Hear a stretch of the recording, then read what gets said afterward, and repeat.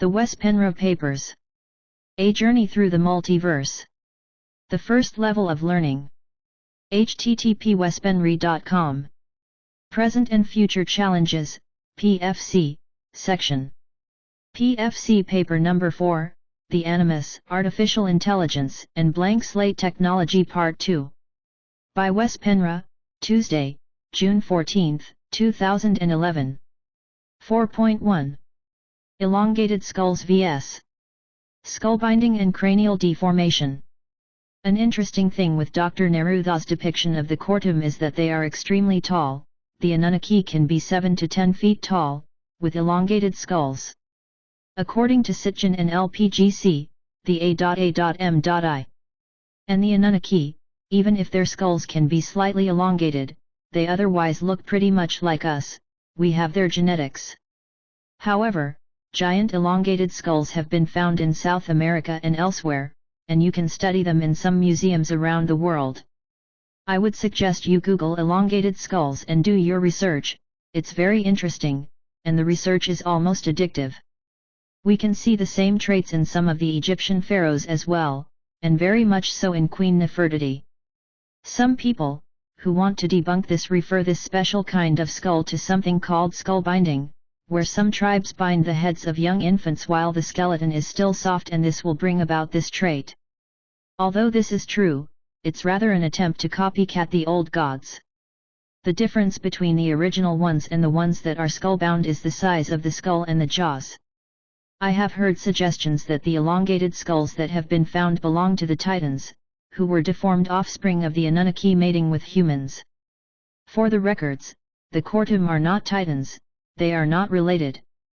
It always puzzled me why the Anunnaki, as depicted in the Sumerian cuneiform, is always wearing headgear and headdresses. Did they actually have elongated skulls and wanted to hide this from the humans? This contradicts the information I've received from Dr. Borden of LPGC, who says the Anunnaki look pretty much like us, but are usually much taller. The question is, the A.A.M.I. he is seeing in the link meeting, do they wear headdresses? The readers may ask themselves why I don't just ask Dr. Borden this question, but over time I've learned that he is not very eager to answering questions he thinks are of less relevance.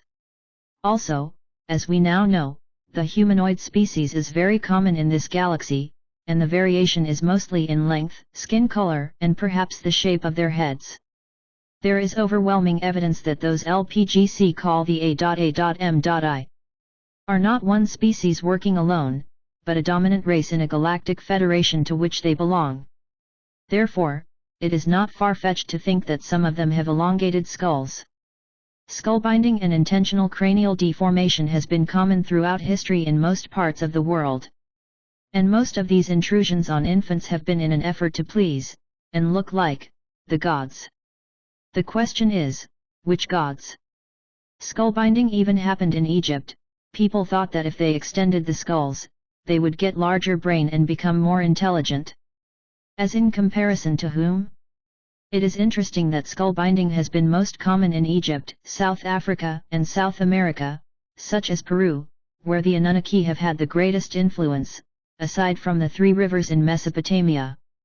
Is this the reason why we find tribes still doing it today and that we have found deformed skulls in these areas? But where do the larger, deformed skulls come from? Hybrids?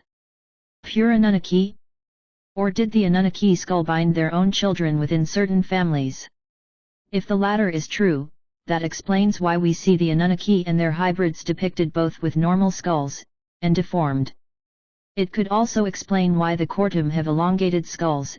If Dr. Nerutha is correct, they belong to a certain family or tribe of the A.A.M.I/Anunnaki. Point in case is that it's very unlikely that Mark Hempel had a visitor, who traveled regular airline from New York to Minnesota, being 10 feet tall, with an elongated skull. It's more likely that someone else, more human-like looking, visited Mark in his home with a Spanish accent. But why a Spanish accent, and why this unnaturally low baritone voice of the person speaking in the interview sessions by Mark Hempel from 2008? I don't know, other than it's confusing, and that's perhaps what it's meant to be. The person in the interview, who claims to be Mahunahi of the Kortum, may not want his true voice in a recording. These interviews can be downloaded in MP3 format from the Wingmakers site for your consideration. It is evident that the Wingmakers site was taken over by the Kortum. However, 15 and the Kortum are not our enemies, according to Dr. Neruda. They too want to save the planet from the incoming threat and wish for us to evolve. They just want to keep their work secret. Hence, you will see a lot of uplifting, spiritual information on the Wingmakers site, which was put there by the Kortum. This information is true and you can feel it in your heart. Then there are other things, not so inspiring, which are mixed bags at best, and disinformation at worst. Is this confusing? It is meant to be.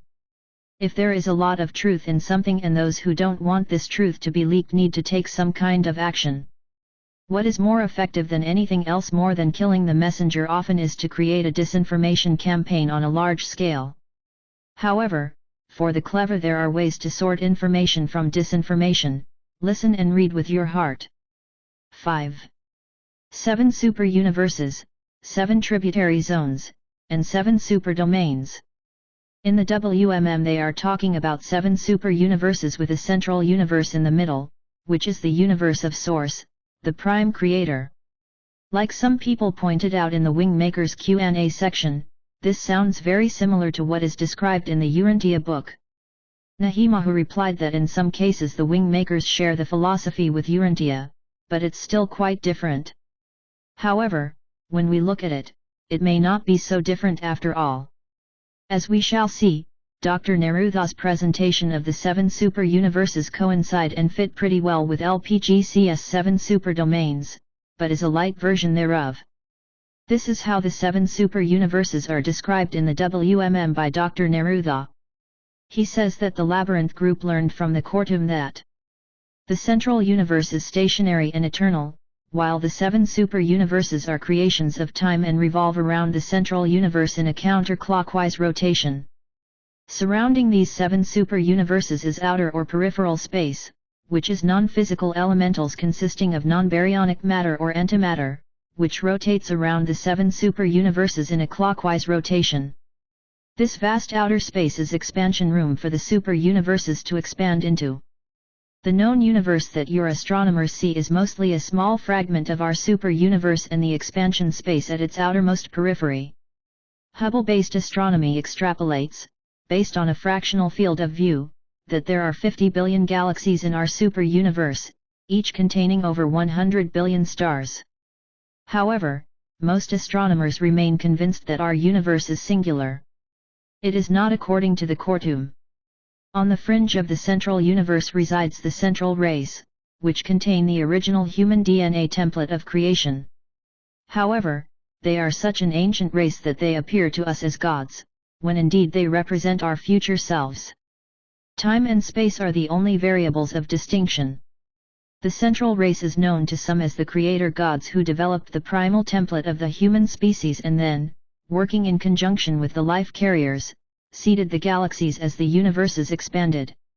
Each of the 7 super universes has a distinctive purpose and relationship with the central universe via the central race based on how the central race experimented with the DNA to achieve distinct, but compatible physical embodiments to be soul carriers.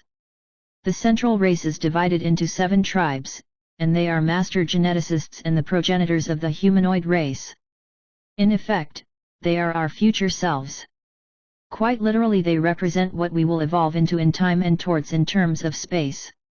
The Labyrinth group believed that the Wingmakers are representatives of the central race, and that they created our particular human genotype to become suitable soul carriers in our particular universe.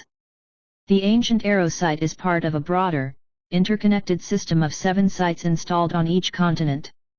Together, we believe this system constitutes a defensive technology.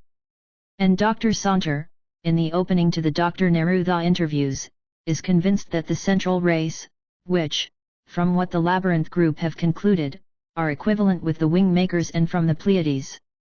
Barbara Marciniak's Pleiadian renegade group are saying that they seeded mankind together with the Lyrans, so a consistent picture is starting to emerge. The ancient Arrow site in New Mexico, the one and only Wingmaker's site that's been found, at least as far as public knowledge goes, is, according to the WMM, although I believe there are at least 12 sites, the Guardians say 24, which is 12x2, just one of 7 sites, also called tributary zones in the WMM, spread out over the continents of Earth.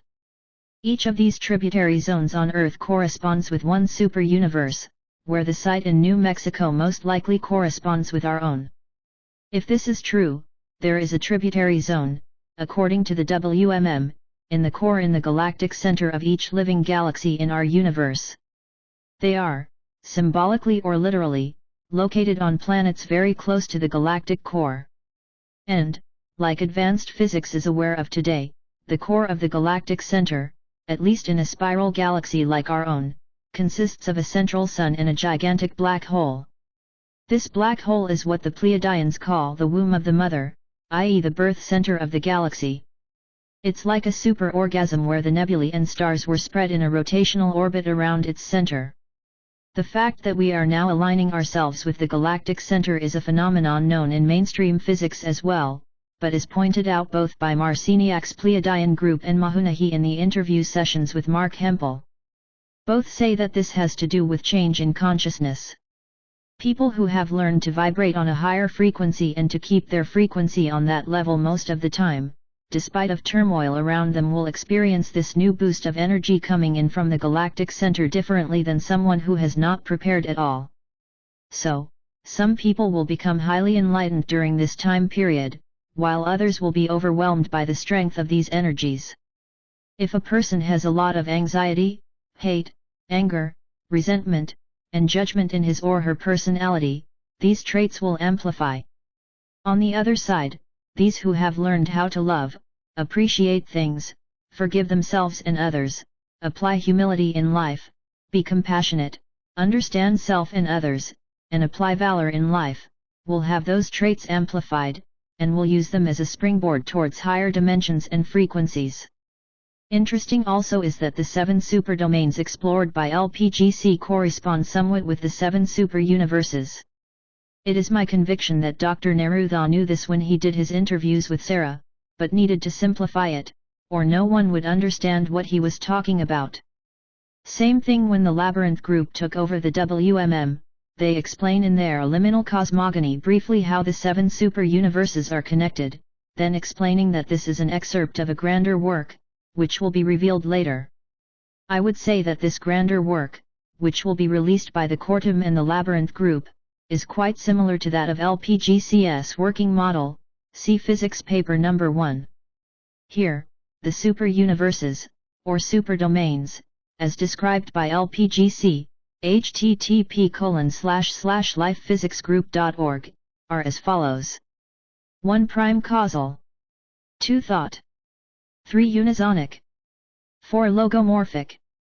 5 syntonic diffusive. 6 templaic or quantum potential. 7 4 space/time. Obviously, the experience upon which we have our main attention is in 4 space/time, although we exist simultaneously in all superdomains. These superdomains correspond to the 7 super-universes, used both in the WMM and the Urantia book, although they are approached differently.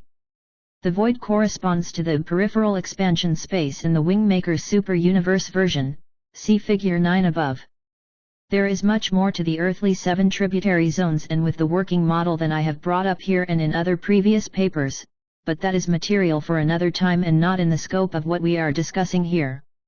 I find it interesting, though, that both the WMM and LPGC are working with the 7 system, while the Pleiadians and the Guardians, and many other metaphysical contacts, are working with the 12 system, saying that this is the system within the human bio-mind is operating, and in expansion, we will tune into the 13 system.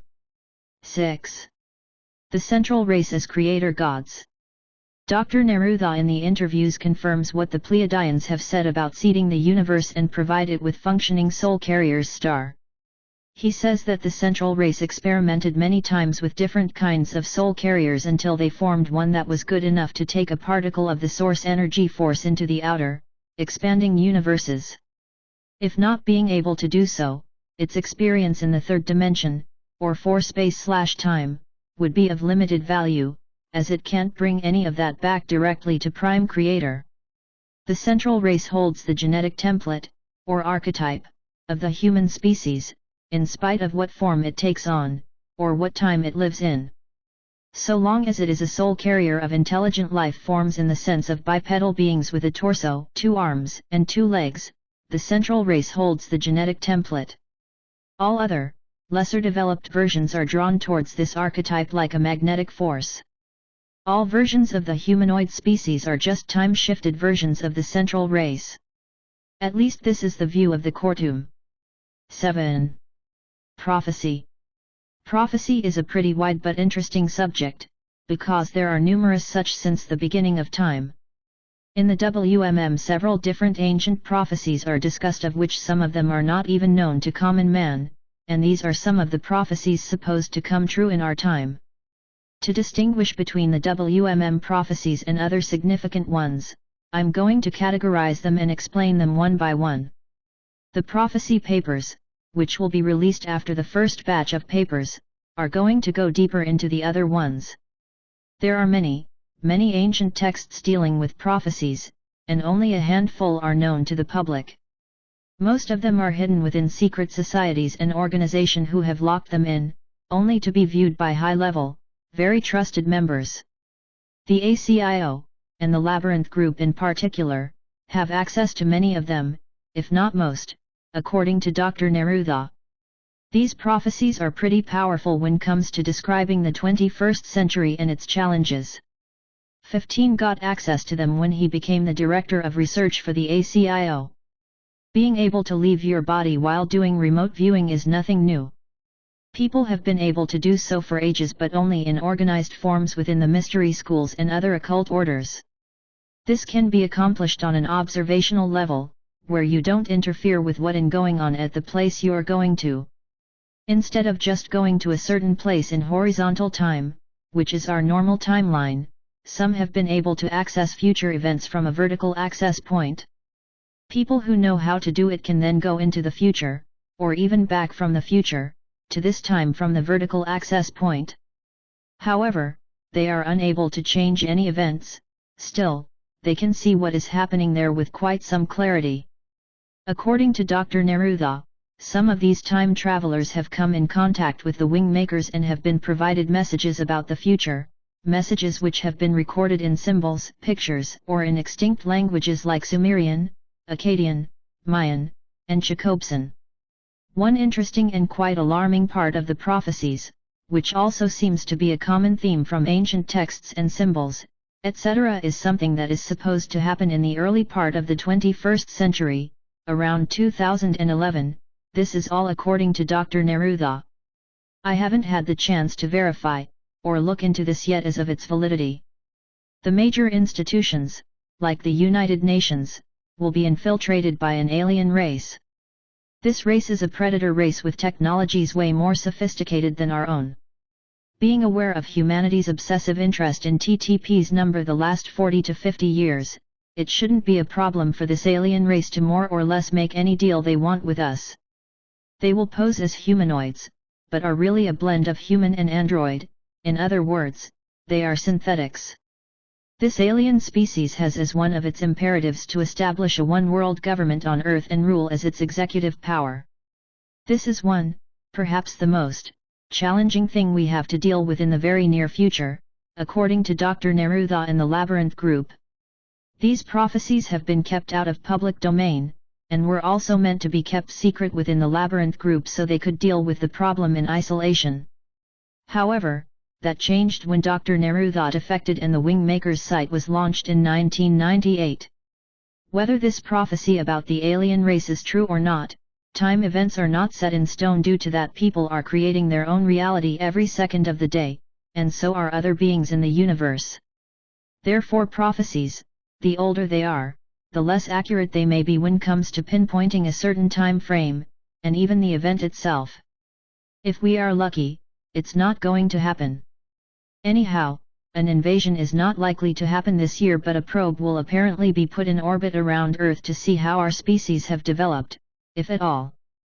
This group of artificial intelligence aliens, whom we call the Animus, visited us already 8,866 years ago, counted from 2011 and back, but then thought we were too primitive to care about.